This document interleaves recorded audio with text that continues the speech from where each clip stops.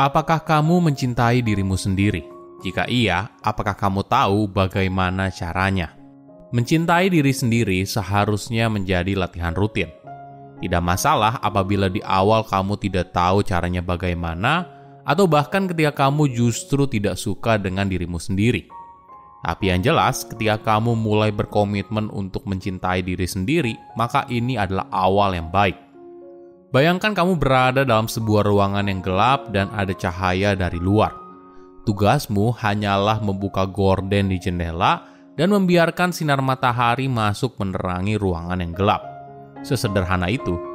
Jadi, setiap kali pikiranmu kembali pada kegelapan, misalnya rasa takut, cemas, sakit, dan sebagainya, ketika kamu menyadarinya, maka jangan lupa untuk kembali mendekati cahaya dan biarkan cahaya untuk menerangi hidupmu. Mencintai diri sendiri memang tidak mudah, tapi merupakan perjalanan yang berarti. Jalani langkah satu demi satu dengan penuh cinta, bukan rasa takut. Mulailah perlakukan dirimu sebagai orang yang kamu kasihi, dan kamu akan merasakan sendiri bedanya. Halo semuanya, nama saya Michael, selamat datang di channel saya, Sikutu Buku. Kali ini saya akan bahas buku Love Yourself Like Your Life Depends on It, karya Kamal Rafikan. Buku ini membahas kekuatan dari mencintai diri sendiri, bagaimana cara mengembangkannya, dan menjadi fondasi dari pengembangan diri. Sepanjang hidup, kita mungkin merasakan cinta dalam berbagai bentuk. Kita mencintai orang tua, anak, pasangan, hewan peliharaan, teman, dan bahkan orang asing. Tapi, seberapa sering kita mencintai diri sendiri? Mungkin saja ketika kita melihat ke dalam, yang kita lihat justru kekurangannya. Kita membandingkan diri kita dengan orang lain dan fokusnya pada kelemahan. Tidak heran jika kita sering merasa tidak bahagia, karena selama ini yang kita lakukan adalah menaruh diri kita pada prioritas terbawah. Nah, bagaimana bila kita justru belajar untuk mencintai diri, ibaratnya hidup kita bergantung pada hal tersebut? Bagaimana jika kita menghargai diri dan menyayangi diri sama halnya seperti cinta yang kita berikan pada orang lain? Mungkin kita bisa memulainya dengan membuat pilihan, memilih untuk memaafkan kesalahan diri di masa lalu, atau melihat dirimu dari sudut pandang yang lebih positif, dan sebagainya. Hal ini memang tidak mudah. Bagi sebagian orang, hal ini mungkin terasa aneh. Wajar saja karena kita tidak terbiasa melakukannya. Saya merangkumnya menjadi 3 hal penting dari buku ini. Pertama, apakah self-love penting? Apa yang kamu pikirkan jika mendengar kata self-love? Apakah kamu menganggap kalau ini adalah sesuatu yang egois? Sejak kecil, kita mungkin diajarkan untuk menaruh kepentingan orang lain di atas kepentingan pribadi. Tapi, bagaimana kalau kita melihat self-love sebagai bentuk merawat diri? Cinta boleh dibilang merupakan salah satu emosi terkuat yang kita rasakan. Cinta bisa membuat kita bahagia, puas, dan aman. Jadi, self-love adalah cara kamu melawan semua suara negatif yang ada di sekelilingmu, entah yang berasal dari dalam atau luar diri. Nah, bagaimana cara untuk memulai self-love? Pertama, menciptakan mental loop yang baru. Ketika kamu mengulang kalimat "saya mencintai diri saya sendiri", artinya kamu mulai melihat kalau dirimu berhak untuk merasakan kebahagiaan. Mungkin ekstrimnya, kamu menjadikan self-love sebagai sebuah keharusan. Self-love diri menjadi prioritas. Jadi, kamu mulai membuka diri dan banyak hal baik mulai masuk. Hingga akhirnya, kamu sadar betapa berharganya dirimu sendiri. Jangan lupa untuk bersikap baik dan bersabar, karena hal ini akan membuatmu jadi lebih tenang, jelas, dan terhubung dengan siapa dirimu. Terus ulang kalimat "saya mencintai diri saya", hingga hal ini menjadi sesuatu yang natural. Ketika kamu melihat diri di cermin, siapa sosok yang kamu lihat? Apakah kamu melihat seorang yang rupawan dan kuat? Atau seseorang yang banyak celah dan tidak pantas? Wajar saja apabila di hari tertentu kamu merasa tidak baik dengan dirimu sendiri. Misalnya, setelah kamu melakukan sebuah kesalahan, kamu jadi menghakimi diri sendiri.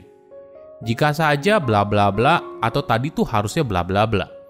Mungkin saja memang benar kamu yang salah dan sulit melihat diri dalam kacamata objektif saat kondisi yang buruk. Namun, jangan biarkan situasi ini jadi menghilangkan cintamu pada diri sendiri. Coba luangkan waktu berapa menit untuk melakukan afirmasi diri. Katakan kepada dirimu di depan cermin kalau kamu mencintai dirimu sendiri. Mungkin awalnya terdengar memalukan atau aneh, tapi coba lakukan ini terus-menerus dan rasakan bedanya. Kedua, bagaimana menghadapi kesalahan diri. Setiap orang pastinya pernah berbuat kesalahan, dan ini adalah bagian menjadi manusia. Tapi yang membedakan antara orang sukses dan tidak adalah apa yang kamu lakukan setelahnya. Apakah kamu terjebak dalam mengasihani diri? Atau kamu memaafkan diri, belajar dari kesalahan tersebut, lalu move on? Tentu saja, opsi yang terakhir lebih produktif kan? Ini merupakan bagian besar dalam mencintai diri sendiri. Kamu perlu belajar untuk menerima dirimu sendiri apa adanya. Jadi, jika kamu sulit move on, mungkin karena selama ini kamu sulit sekali untuk memaafkan diri atas kesalahan yang terjadi di masa lalu. Nah, apalagi yang bisa kita lakukan? Mungkin kita perlu belajar untuk berhenti membandingkan diri kita dengan orang lain dan mulai menghargai keunikan dari kualitas diri. Atau mulai memuji diri atas pencapaian yang selama ini diraih. Ketika kamu melepaskan rasa bersalah dan malu akibat kesalahan yang kamu buat, maka artinya kamu membuka diri pada kebahagiaan. Ada tips yang bisa kamu praktekkan. Cobalah cari tempat yang tenang dan bebas dari gangguan, karena kamu perlu memberikan perhatian sepenuhnya kepada dirimu sendiri. Lalu, tulis semua hal yang selama ini menahan dirimu untuk maju ke dalam sebuah kertas. Luapkan semuanya, keluarkan semua perasaan yang selama ini terpendam. Setelah kamu selesai mencurahkan isi hati, maka coba mundur sejenak, lalu lihat kembali kesalahan masa lalu dengan perspektif yang lebih jernih. Sadari kesalahan apa adanya. Kesalahan tersebut tidak mendefinisikan siapa kamu. Lalu ketika kamu siap, lepaskan semuanya. Kamu bisa bakar kertas tersebut, atau opsi yang lebih mudah, kamu bisa merobek kertas itu menjadi potongan yang kecil lalu membuangnya. Mungkin saja latihan ini bisa membuat beban yang ada di pikiranmu jadi lebih ringan dan lebih bebas, sehingga kamu siap untuk memulai hal baru. Ketiga, buat self-love jadi kebiasaan.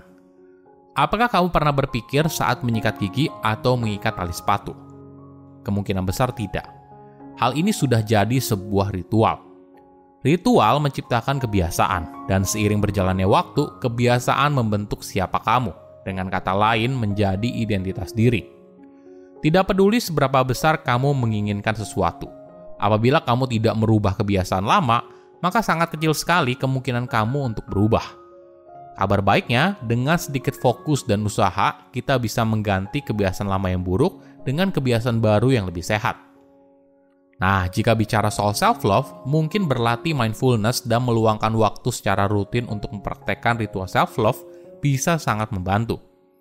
Misalnya, kamu bisa berlatih memperhatikan nafas yang masuk dan keluar. Berusaha untuk berada di saat ini, masa kini. Lalu, tutup dengan menunjukkan rasa syukur. Katakan I love myself ketika nafas masuk, kemudian katakan thank you ketika nafas keluar. Latihan ini akan membuat kamu untuk menerima dirimu apa adanya dan berterima kasih atas segala hal yang sudah ada dalam hidupmu sekarang. Namun yang paling penting adalah kamu rutin menjalankannya. Barulah kamu merasakan manfaat dari latihan ini. Silakan komen di kolom komentar pelajaran apa yang kalian dapat ketika baca buku ini. Selain itu, komen juga mau buku apa lagi yang saya review di video berikutnya. Saya undur diri, jangan lupa subscribe channel YouTube Sikutu Buku. Bye-bye.